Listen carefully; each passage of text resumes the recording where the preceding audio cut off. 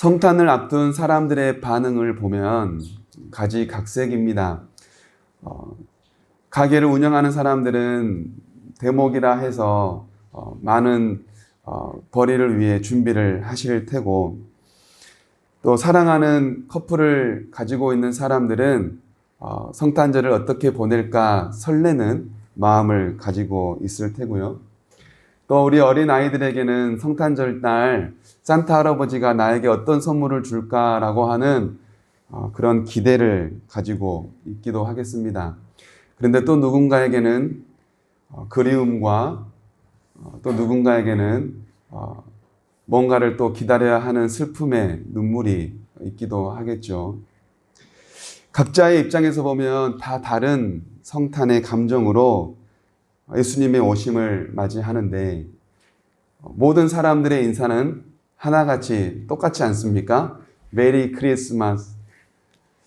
감정은 다르지만 그 사람들이 표현해낸 인사는 다 똑같아요. 그런데 가만히 생각해 보면 과연 그들이 즐겁게 예수님을 경배합시다라고 하는 이 메리 크리스마스라고 하는 인사를 가지고 얼마나 예수님을 예배할까라고 생각을 해보면 먼저 저 스스로를 돌아보게 됩니다. 그렇게 인사를 하지만 정작 성탄절 날 우리가 기다리는 것은 예수님이 아니라 다른 어떤 그 무엇, 내가 원하고 기다리던 그 무엇이지 않을까 생각해 보게 되죠. 오늘 우리가 함께 나누고자 하는 주제는 소동인가 경배인가입니다. 여러분, 성탄절을 맞이하는 지금 이때 여러분의 심정은 소동입니까? 경배입니까? 성탄절을 보내는 한 달 전부터 대림절 4주를 보내는 동안 여러분들의 감정은 소동이었습니까? 경배였습니까? 누가 누구에게 소동이었다, 경배였다라고 말할 수 없지만 아마 스스로는 나는 소동이었구나, 경배였구나 라고 각자는 생각해보게 될 겁니다. 오늘 우리가 함께 나누는 이 말씀을 통해서 소동이 아니라 경배하는 성탄절이 되기를 원하고, 이 성탄의 기쁨이 12월 25일 오전 10시 이 예배가 끝나자 땡 끝나는 게 아니라 우리가 살아가는 매 순간의 삶의 자리에서 그 경배의 기쁨을 누리며 살아가는 우리 깃들이는 교회 모든 교우들 될 수 있기를 간절히 원하며 기도합니다. 우리 1절 상반절을 함께 읽어보실까요? 시작. 헤롯 왕 때에 예수께서 유대 베들레헴에서 나시매. 헤롯 왕 때에 예수님이 나셨다라고 말합니다. 그때 시대의 상황이 헤롯 왕이 유대를 다스리던 시대래요. 헤롯 왕은 어떤 사람입니까? 예수님이 태어나던 시대에 유대를 다스렸던 왕인데 유대인이 아니에요. 유대인이 그토록 경멸하던 에돔의 후손이에요. 에서의 후손이 에돔이고 에돔 사람으로서 헤롯이 자기의 지역 신분을 가지고 있던 자입니다. 그러니까 정통 유대인이 아닌데 유대인의 왕이 된 거예요. 유대 사람이 아닌데 유대 땅을 다스리고 있는 거예요. 이것으로 보아 이 사람이 보통 사람은 아니구나라고 우리가 짐작해 볼 수 있지 않습니까? 정치 수완이 굉장히 뛰어난 사람이었습니다. 입지를 다지고자, 왕의 자리로서의 입지를 다지고자 정통 유대인의 가문의 공주와 결혼을 하고요. 자기 왕의 자리가 불안해지자 가족들을 과감없이 죽이기도 합니다. 야망을 이루고자 하면은 자기의 포악함을 극에 달할 만큼 나타냈던 사람이 바로 이 헤롯 왕이에요. 그러니까 얼마나 유대 사람들이 헤롯을 보면 불안에 떨고 살았었는지를 우리가 짐작을 해보게 되죠. 이런 시대에 동방에서 한 박사들이 와요. 그리고 누구를 찾아요? 유대인의 왕을 찾아요. 유대의 왕이 있는데 유대인의 왕을 찾는다. 이게 불꽃 튀는 전쟁이 되겠구나. 우리가 생각을 해볼 수 있게 되죠. 헤롯에게는 항상 걸림돌이 한 가지 있었습니다. 뭐냐면 로마의 권한으로서 유대를 통치하는 왕이 되긴 했지만 유대인의 왕이 되지는 못했어요. 지역을 다스리는 왕의 자리는 가지고 있었지만 유대에 살아가는 사람들의 마음을 사지는 못했다는 거예요. 그런데 동방에서 박사들이 와서 누구를 찾아요? 유대의 왕이 아니라 누구요? 유대인의 왕을 찾아요. 그러니까 헤롯의 입장에서는 이제 경계 상태가 되고 긴장 상태가 되고 모든 상황들을 의심의 눈초리로 바라볼 수밖에 없는 그런 상황이 된 거예요. 그러자 어떤 일이 일어나요? 3절 함께 읽어보겠습니다. 시작. 헤롯 왕과 온 예루살렘이 듣고 소동한지라. 유대인의 왕이 어디 있느냐라고 하는 말 한마디가 도시가 소동할 일입니까? 그런데 소동하기 시작해요. 헤롯은 자기의 자리를 위협하는 누군가가 나타났다 하니 소동하면서 불안했을 것이고, 백성들은 마태복음 2장 16절에 보면 헤롯이 사내 아이를 다 죽이라고 명령해요. 그럴 만큼 헤롯이 어떻게 앞으로 이 일을 정리할지를 생각해 보니 아이고 또 수많은 사람들이 죽어나가겠구나. 유대인의 왕이 났다고 하는데 난리 났다. 불안하고 초조하고 의심의 눈초리로 모든 일들을 지켜볼 헤롯을 생각하니 불안한 거예요. 헤롯은 헤롯대로 소동이 일어나고 백성은 백성대로 소동이 일기 시작합니다. 불안한 마음에 헤롯 왕이요. 그러면 그 예수가 도대체 어디서 나냐? 예수님을 찾기 시작해요. 그래서 대제사장과 서기관들을 불러서 그 예수가 어디서 난다고 하느냐라고 묻습니다. 그러자 그들이 뭐라고 말해요? 5절부터 6절까지 함께 읽어봅니다. 시작. 이르되 유대 베들레헴이오니 이는 선지자로 이렇게 기록된 바, 또 유대 땅 베들레헴아 너는 유대 고을 중에서 가장 작지 아니하로다. 내게서 한 다스리는 자가 나와서 내 백성 이스라엘의 목자가 되리라 하였음이니이다. 아멘. 대제사장과 서기관들은 분명하게 말합니다. 뭐라고요? 성경에 기록된 바. 성경에 기록된 바. 그러니까 그들은 성경에 기록된 바에 의하면 베들레헴에서 유대인의 왕이 우리를 다스릴 목자가 난다는 것을 알았나요? 몰랐나요? 알고 있었다는 거예요. 예수님께서 태어나신다는 사실을 알고 있었다라고 하는 사실. 그런데 그들은 예수님을 맞이했을 때 예수님을 찾아가 경배했을까요? 안 했을까요? 경배하지 않아요. 헤롯 왕과 더불어 함께 소동을 합니다. 뿐만 아니라 더 나아가 예수님을 죽이겠다고 소동을 일으켜요.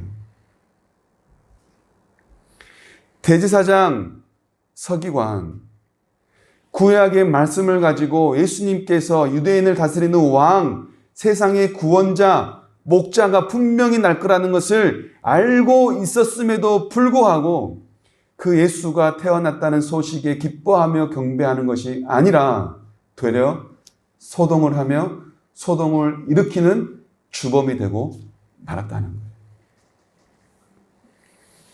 헤롯, 그리고 헤롯을 보좌하던 대제사장과 서기관들, 그들은 예수님이 오심을 경배한 게 아니라 소동을 일으킵니다. 그런데 이에 반해서 멀리서 찾아온 동방 박사들이 있다고 말해요. 동방에서 온 박사라는 뜻이에요. 동쪽은 유대의 동쪽을 말합니다. 이 박사들은요, 천문학자예요. 별을 보고 연구를 하고 또한 별을 보고 이 시대가, 이 나라가 앞으로 어떻게 나아갈 것인지를 연구하고 알리는 자들이 바로 이 동방 박사들. 그러니까 지식적으로나 재능으로나 능력으로나 굉장히 뛰어난 사람들이었어요. 별과 관련해서 연구를 하다가 심상치 않은 별 하나를 발견해요. 아, 이 별을 보니 이 별은 왕이 나겠다고 하는 소식이겠구나라는 것을 그들이 짐작을 해요. 그래서 이 별을 따라 먼 거리를 찾아오게 됩니다. 2절 함께 읽어보실까요? 시작. 유대인의 왕으로 나신 이가 어디 계시냐? 우리가 동방에서 그의 별을 보고 그에게 경배하러 왔노라 하니. 아멘. 유대인의 왕이 어디 있느냐? 우리가 이 별을 보고 왔는데 경배하러 왔다. 별을 따라가 그들이 예수님을 찾게 돼요. 예수님을 찾자 그들이 이제 예수님을 경배합니다. 경배하는 그들의 모습을 11절에서 말씀해요. 함께 다시 한번 읽어보실까요? 시작. 집에 들어가 아기와 그의 어머니 마리아가 함께 있는 것을 보고 엎드려 아기께 경배하고 보배압을 열어 황금과 유향과 모략을 예물로 드리니라. 아멘. 동방 박사들이 경배했다라고 하는 동사가 크게 세 가지가 쓰입니다. 뭐예요? 엎드려, 그리고 열어, 그리고 드렸다. 여러분, 하나님을 경배한다는 건 뭐예요? 하나님 앞에 엎드리는 거예요. 엎드리는 자의 마음에는 뭐가 있어요? 겸손함이 있어요. 하나님을 예배하는데 겸손하지 않으면 예배하기가 어려워요.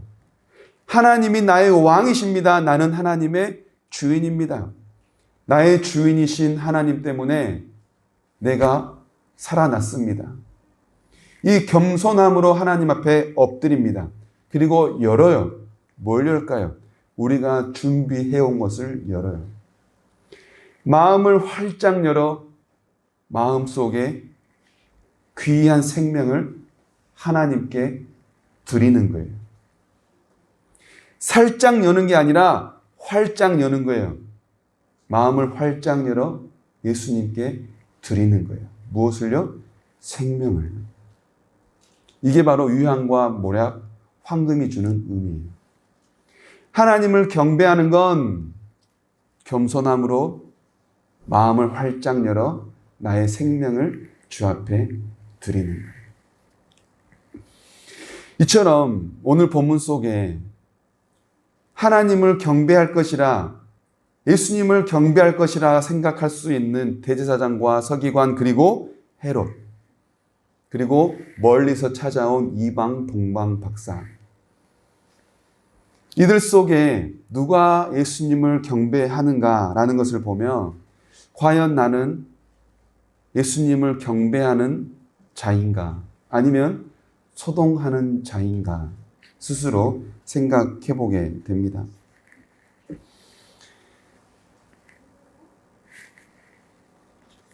예수님은 어떤 분이십니까?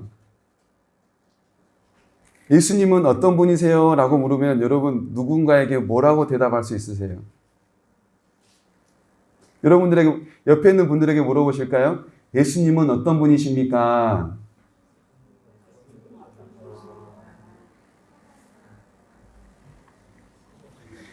오늘 본문에 의하면 예수님에 대하여 이렇게 말합니다. 2절 유대인의 왕, 따라해 보실까요? 유대인의 왕. 4절에 보니까 그리스도, 6절에 보니 다스리는 자, 목자. 아멘. 예수님은요, 이 땅에 오실 때 어떻게 오시냐면 유대인의 왕으로 오시고 세상을 구원하는 구원자 그리스도로 오시며 세상을 다스리며 세상을 인도하는 목자로 오신다는 거예요. 예수님은 우리를 다스리는 왕이기도 하면서 우리를 돌보시는 목자이기도 하세요. 그런데 사람들이 소동했대요. 왜요? 우리를 돌보시고 우리를 다스리는 분이 오셨는데 왜 소동합니까? 우리를 보호하는 분이 이 땅에 오신다면 우리 좋은 거 아니에요? 우리를 다스리고 우리를 영원한 길로 인도하신다는데 그분 오시면 우리 좋은 거 아니에요? 근데 왜 사람들이 소동하냐는 거예요. 그분이 내 것을 빼앗을 거라 생각하기 때문에 그래요. 헤롯은요, 유대인의 왕이 오니 자기의 왕을 빼앗을 거라 생각했어요. 여러분, 우리 예수님께 뺏기고 싶지 않은 거 뭐예요? 내가 주인 되는 거 뺏기고 싶지 않잖아요. 내 인생 내 원대로 사는 거 뺏기고 싶지 않잖아요. 많은 사람들이 예수님을 믿으라 할 때 고민을 하는 이유가 그러면 내 마음대로 못 살잖아요. 이 고민이에요. 헤롯 왕은요, 왕의 자리를 빼앗길까 소동했고요. 백성들은요, 자기의 생명이 빼앗길까 소동했어요. 예수님이 오셨다고 하심에도 불구하고 우리가 소동을 하는 이유는 나라고 하는 주인을 빼앗길까, 나를 위해 사는 이 생명 빼앗길까 하는 것 때문에 예수님의 오심을 소동으로 맞이하는 거예요. 마태복음 14장에 보면 예수님께서 이 땅에 오셔서 제자들을 만나면서 그들을 어떻게 다스려 가는지를 말씀해 주시는데요. 오병이어라고 하는 사건을 일으키시고 나서 예수님께서 제자들을 배를 태우시고 건너편으로 먼저 가게 하세요. 건너편으로 먼저 가는데 제자들이 배 위에서 이제 강을 건너고 있을 때 물이 출렁이기 시작합니다. 시간은 새벽 어두운 시간이에요. 배가 출렁거려요. 바람이 불어요. 그들 마음 가운데 근심이 되기 시작해요. 24절인데요. 우리 함께 읽어보실까요? 시작. 바람이 거스름으로 물결로 말미암아 고난을 당하더라.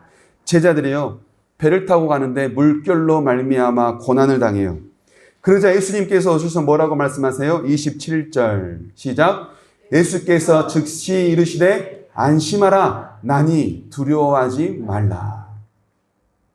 물결로 인해서 두려워하는 제자들에게 예수님께서 찾아오셔서 하신 말씀이 안심하라, 나니 두려워하지 말라.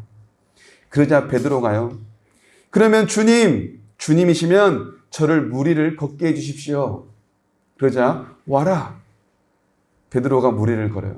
어떤 일이 일어납니까? 30절 시작.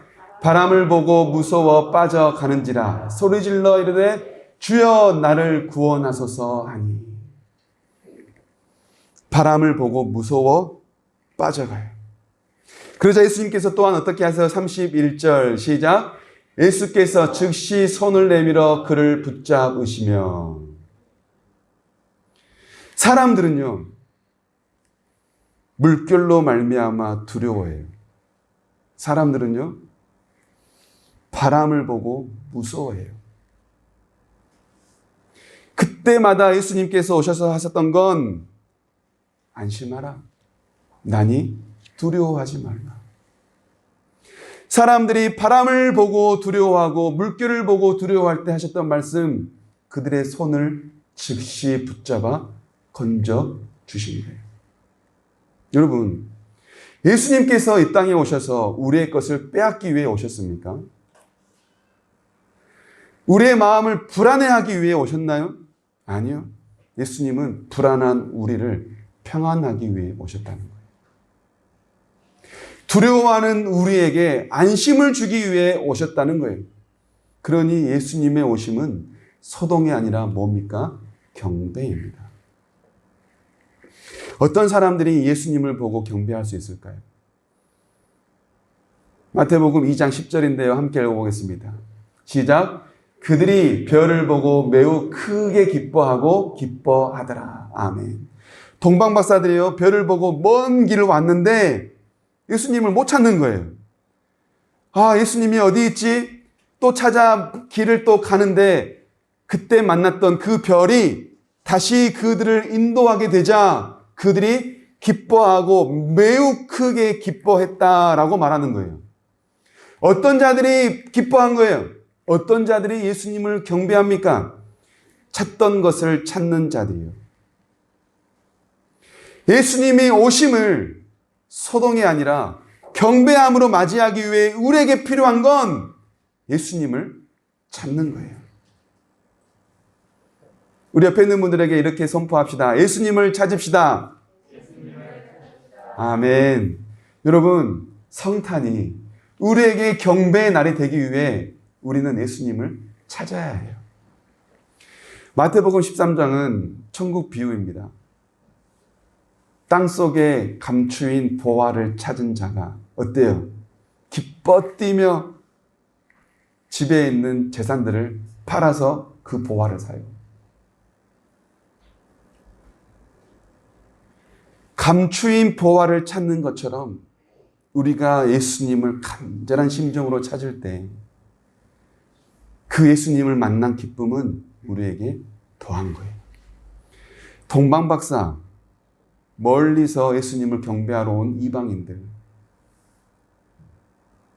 그들이 예수님을 경배할 수 있었던 건 먼 길을 찾아 예수님을 찾아왔기 때문이에요. 그리고 그 예수님을 찾았기 때문이에요. 예수님을 찾는 기쁨, 그리고 예수님을 찾게 되는 기쁨. 여러분, 그 기쁨이 우리 모두에게 있기를 간절히 원합니다. 그라여 우리에게 성탄이 소동이 아니라 경배, 예수님을 찾아드리는 경배, 그 귀한 경배가 될 수 있기를 다시 한번 간절히 원합니다. 기도하겠습니다.